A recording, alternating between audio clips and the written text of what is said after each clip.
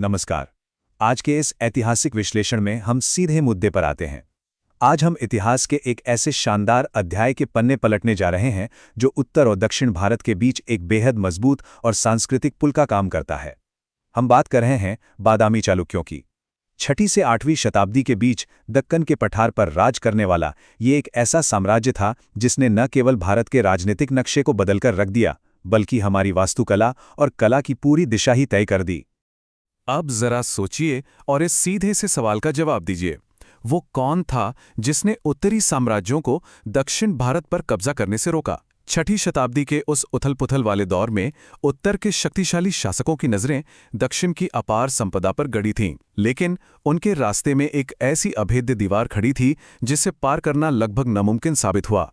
और वो दीवार थे बादामी के चालुक्य। ये सिर्फ एक भौगोलिक रक्षा पंक्ति नहीं थी, बल्कि एक ऐसा बड़ा भू राजनीतिक कदम था जिसने भारतीय इतिहास को हमेशा के लिए एक नई दिशा दे दी। तो इस पूरी कहानी को अच्छे से समझने के लिए हम इस चर्चा को 5 अहम पड़ावों में बांटेंगे। चालुक्यों का उदय, पुलकेशिन द्वितीय का सुनहरा युग, साम्राज्य के अंदर की जिंदगी, पत्थरों में तराशी गई उनकी अद्भुत वास्तुकला और अंत में उनका पतन और पीछे छूटी उनकी महान विरासत। चलिए बिना किसी देरी के पहले पड़ाव से शुरुआत करते हैं, चालुक्यों का उदय यानी दक्कन को एकजुट करने वाले शासक। अब देखिए, इनकी उत्पत्ति को लेकर इतिहासकारों के बीच एक बहुत ही दिलचस्प डिबेट है।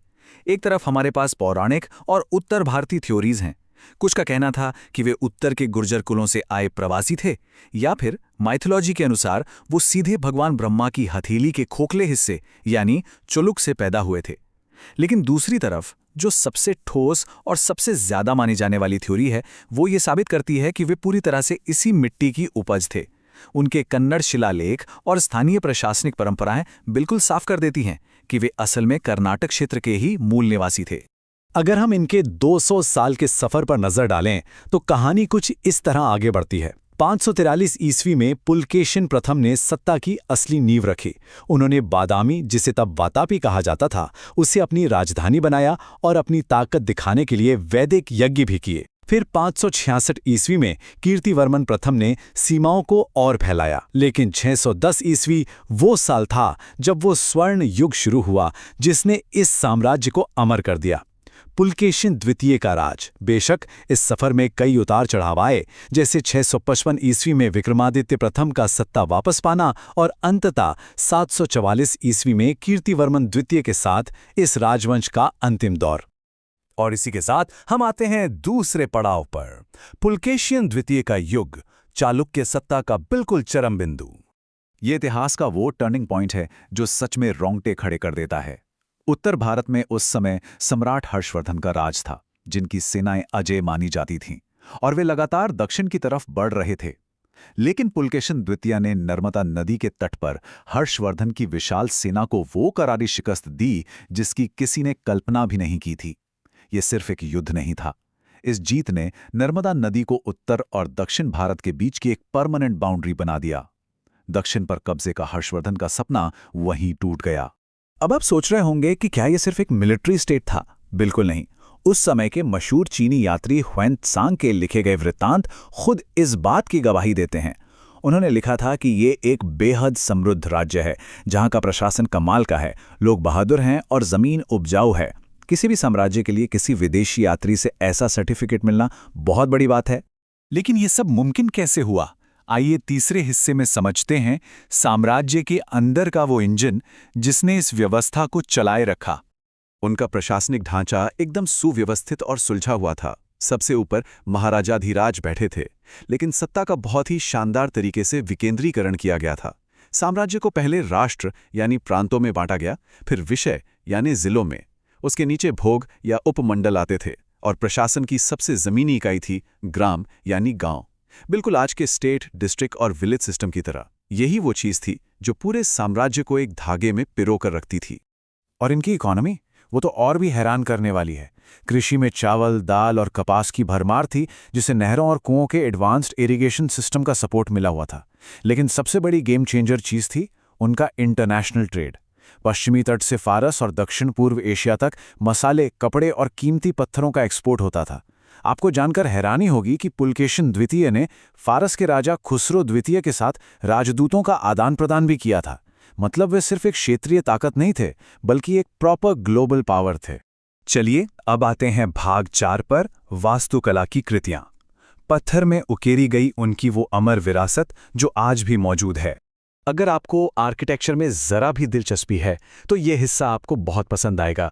जैसा कि हमने शुरू में कहा था कि चालुक्य उत्तर और दक्षिण के बीच एक पुल थे, ये बात उनकी वास्तुकला पर एकदम सटीक बैठती है। उन्होंने उत्तर भारत की नागर शैली और दक्षिण भारत की द्रविड़ शैली को आपस में मिलाकर एक बिल्कुल नया, अनोखा और प्रायोगिक आर्किटेक्चर तैयार किया, जिसे वेसर शैली का नाम दिया गया। ये अपने आप में एक मास्टर क्लास कल्चरल फ्यूजन था।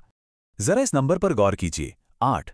बादामी में आज भी चट्टानों को काटकर बनाए गए 8 अद्भुत गुफा मंदिर मौजूद हैं। पूरी की पूरी चट्टानों को तराश कर बनाए गए ये मंदिर उनके असीम कौशल का सबूत हैं। इनमें भगवान शिव, विष्णु और नटराज की शानदार मूर्तियां तो हैं ही, साथ ही जैन धर्म की गुफाएं भी हैं।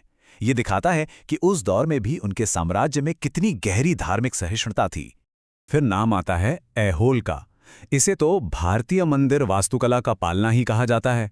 ये जगह उनके लिए किसी लेबोरेटरी की तरह थी, जहां उन्होंने दुर्गा मंदिर और लाड खां मंदिर जैसे शानदार एक्सपेरिमेंट किए। और हाँ, यहीं पर रवि कीर्ति द्वारा लिखा गया वो मशहूर ऐहोल शिलालेख भी मौजूद है, जो हमें आज भी उस दौर की इतनी अहम ऐतिहासिक जानकारी देता है। ऐहोल में जो एक्सपेरिमेंट्स शुरू हुए थे, वो पट्टदकल में जाकर एकदम अपने चरम पर पहुंच गए।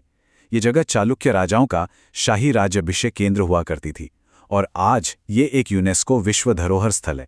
यहाँ का राजसी विरूपाक्ष मंदिर नागर और द्रविड़ शैलियों के इस बेहतरीन मिश्रण का शायद सबसे बड़ा और सबसे खूबसूरत उदाहरण है। लेकिन जैसा कि इतिहास में हमेशा होता है, हर महान कहानी का एक आखिरी पन्ना होता है। भाग 5, साम्राज्य का पतन और उनकी विरासत। लगभग 2 सदियों के शानदार दबदबे के बाद चीजें हाथ से फिसलने लगी। दक्षिण में पल्लव राजवंश के साथ लगातार और थका देने वाले युद्धों ने साम्राज्य की ताकत को अंदर तक निचोड़ लिया था। इसके ऊपर से आंतरिक कलह और गद्दी को लेकर होने वाले विवादों ने रही सही कसर पूरी कर दी। इसी कमजोरी का फायदा उठाया राष्ट्रकूट राजवंश ने, और अंततः राष्ट्रकूट शासक ने अंतिम चालुक्य राजा कीर्तिवर्मन द्वितीय को हराकर इस महान साम्राज्य के युग का अंत कर दिया। अगर इस पूरे विश्लेषण को हमें कुछ अहम पॉइंट्स में समेटना हो तो इसे कुछ ऐसे याद रखिए। बादामी को राजधानी बनाकर इस साम्राज्य की नींव पुलकेशिन प्रथम ने रखी। इसे सबसे बड़ी ऊंचाइयों तक पुलकेशिन द्वितीय ने पहुंचाया, जिसने शक्तिशाली हर्षवर्धन तक को हरा दिया। उनके सबसे बड़े दुश्मन पल्लव थे, और आज जो उनकी सबसे बड़ी पहचान है वो है ऐहोल, बादामी और पट्टादकल का आर्किटेक्चर। ये वो फैक्ट्स हैं जो इस राजवंश की पूरी तस्वीर आपके सामने साफ कर देते हैं। तो इस चर्चा को खत्म करने से पहले एक बहुत ही बड़ा सवाल मैं आपके लिए छोड़ के जा रहा हूं। जरा सोचिए, अगर चालुक्यों ने उत्तर और दक्षिण के बीच ये सांस्कृतिक और वास्तुकला का पुल ना बनाया होता, तो क्या आज भारतीय वास्तुकला ऐसी ही दिखती? बादामी चालुक्य सिर्फ युद्ध लड़ने वाले राजा नहीं थे, वो असली इनोवेटर्स थे, जिन्होंने 2 अलग-अलग दुनियाओं को मिलाकर कुछ ऐसा रचा जो आज सदियों बाद भी हमें हैरान करता है। आज के इस विश्लेषण में हमारे साथ जुड़ने के लिए बहुत बहुत धन्यवाद। इतिहास के इन पन्नों को एक साथ टटोलना हमेशा